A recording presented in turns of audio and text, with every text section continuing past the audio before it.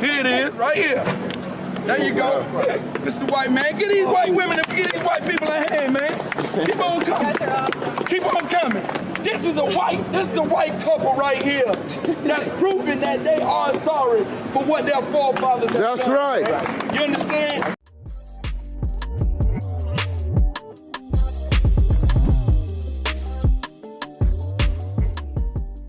I'm sorry that I had to subject you to that internet filth, but I just couldn't resist. And I'm just going to warn you right now, there's going to be a couple more clips in here, so brace yourselves. Get a bucket because you might puke. I just don't get it. You must atone for the sins of your father. Like, what is this whole campaign from the woke brigade of collective guilt for individual sin? Like, nobody alive today was a slave. Nobody alive today owned a slave. I can't believe I have to say that out loud in 2020, but that's where we are. My team, the Denver Broncos, Coach Vic Fangio just had to issue an apology because he had the audacity to say that he doesn't see racism in the NFL. And for that seemingly innocent statement, he had to apologize for it. So let me get this straight. He tells the truth through his perspective, and he has to apologize for it because we're the Fabergé eggs of ethnicity. We are so soft and sensitive and fragile that it bothers us that someone shares their opinion. So now you have to have approved opinions by the left. If they don't approve of your opinion, you'll be subjected to a public shaming ritual. You must apologize, and maybe you'll be forgiven after you've been humiliated, and we can shake you down for resources, whether that be a donation to a nonprofit or some kind of shout out on social media, some kind of interview. This is where we are right now. This is pure extortion. And I hate that I have to say this, but it's just the truth, man. The white liberal is always looking to pat themselves on the back for a job well done. Look, I helped out minorities today. I changed my Instagram to a black square. I make a difference. I matter. And then also the inner narcissist comes out because they wag their fingers in the face of any other white person that doesn't agree with them.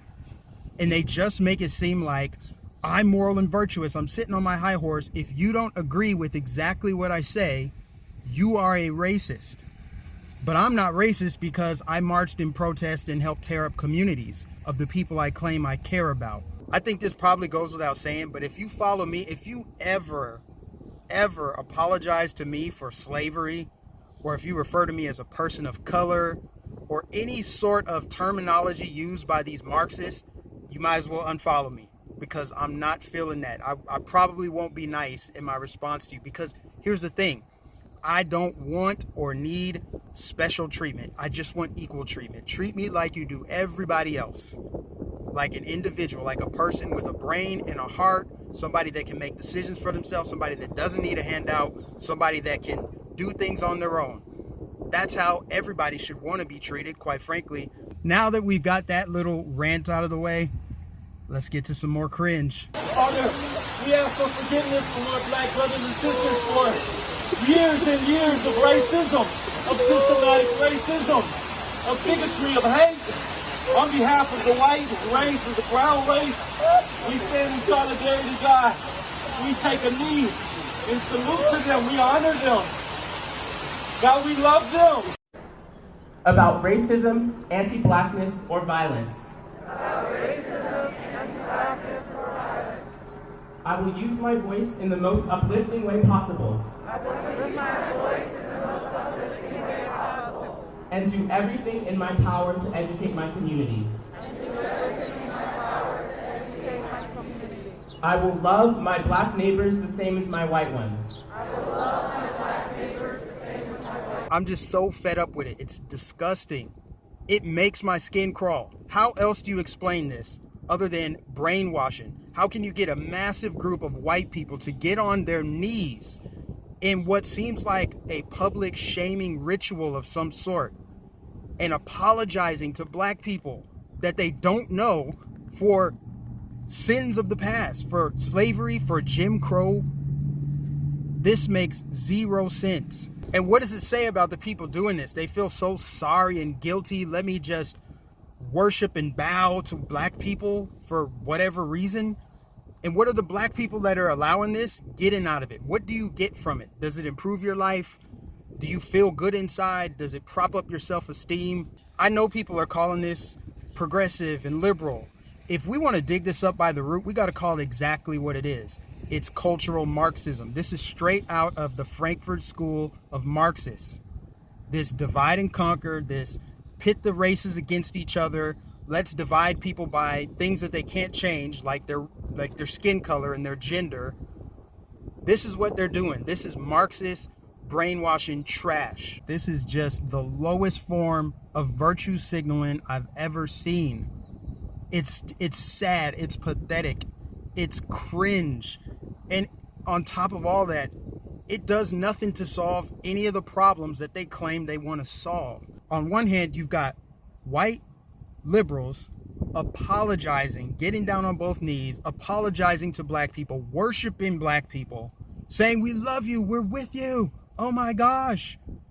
But on the other hand, you've got those same white liberals going and destroying black communities, voting for policies that destroy the black community. This is where we are as a country. You've got these wealthy, affluent, white progressives from the burbs, or if they live in the inner city, they're in an enclave of a gentrified area, and they're shielded from the ill effects of the policies that they support. It's these white liberals out in the suburbs that are against school choice.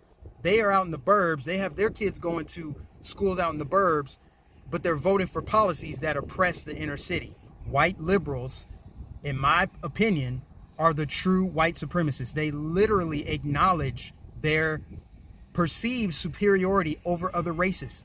That's why they're always the ones talking about it. Nobody believes in white privilege more than white, progressive, Marxist, affluent, suburban liberals. There are two kinds of racists in the world. There are racists who will shout the N-word at me, and then there are racists who act like they're my friend. I prefer the person who's honest and truthful and tells me exactly what they think and how they feel, as opposed to someone who pretends like they're on my side and then they're systematically destroying me. There are many whites who are trying to solve the problem, but you never see them going under the label of liberals. That white person that you see calling himself a liberal is the most dangerous thing in the entire Western Hemisphere. He's the most deceitful. He's like a fox. And a fox is always more dangerous in the forest than the wolf. You can see the wolf coming. You know what he's up to. But the fox will fool you.